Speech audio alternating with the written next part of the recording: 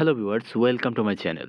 জাতীয় শিক্ষানীতি মেনে দেশের সরকারি প্রাথমিক বিদ্যালয়ে চালু হওয়া নিম্ন মাধ্যমিক পর্যায়ের শ্রেণীগুলো বন্ধ করে দেওয়ার সিদ্ধান্ত নিয়েছে সরকার। এরই অংশ হিসেবে গত 12 মার্চ প্রাথমিক ও গণশিক্ষা মন্ত্রণালয় ওই স্কুলগুলো নিম্ন মাধ্যমিক পর্যায়ে নতুন করে শিক্ষার্থী ভর্তি বন্ধ রাখার নির্দেশ দিয়ে আদেশ জারি করেছে।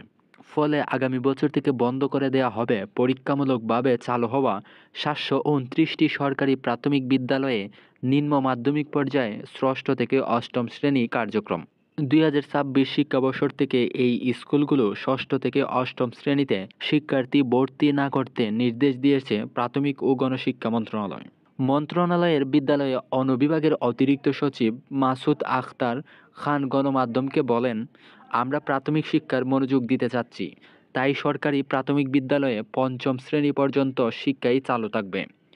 যে প্রাইমারি স্কুলগুলোতে ষষ্ঠ থেকে অষ্টম শ্রেণী চালু ছিল, সেগুলো ওই ৩ শ্রেণীর পাঠদান বন্ধ করা ও নতুন শ্রেণী ভর্তি না করার বিষয়ে প্রশাসনিক সিদ্ধান্ত নেওয়া হয়েছে। সে বিষয়ে নীতিগত অনুমোদন দিয়েছে প্রধান উপদেষ্টা। তিনি আরও বলেন, তাই ওই স্কুলগুলোর ষষ্ঠ থেকে অষ্টম শ্রেণীতে আগামী শিক্ষাবর্ষের নতুন করে শিক্ষার্থী ভর্তি না করতে বলা হয়েছে। আমাদের প্রাইমারি স্কুলগুলো পর্যায়ে অবকাঠামো ও জনবল ছিল না, ফলে প্রাথমিক বিদ্যালয়ে ষষ্ঠ থেকে অষ্টম শ্রেণী পাঠদান খুবই ভালো হয়নি। তখনকার সরকার খুব ভেবেচিন্তে সে বিষয়ে সিদ্ধান্ত দেয়নি। আর আমাদের শিক্ষা মন্ত্রণালয়ের অধীনে ষষ্ঠ থেকে অষ্টম শ্রেণীর শিক্ষাই চালু ছিল।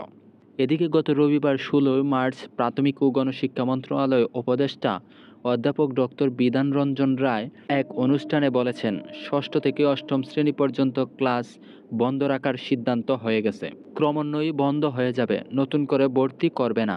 তো ভিউয়ার্স, আশা করি আপনারা বুঝতে পারছেন। এ বিষয়ে আপনার মতামত জানাতে পারেন কমেন্ট বক্সে। ধন্যবাদ।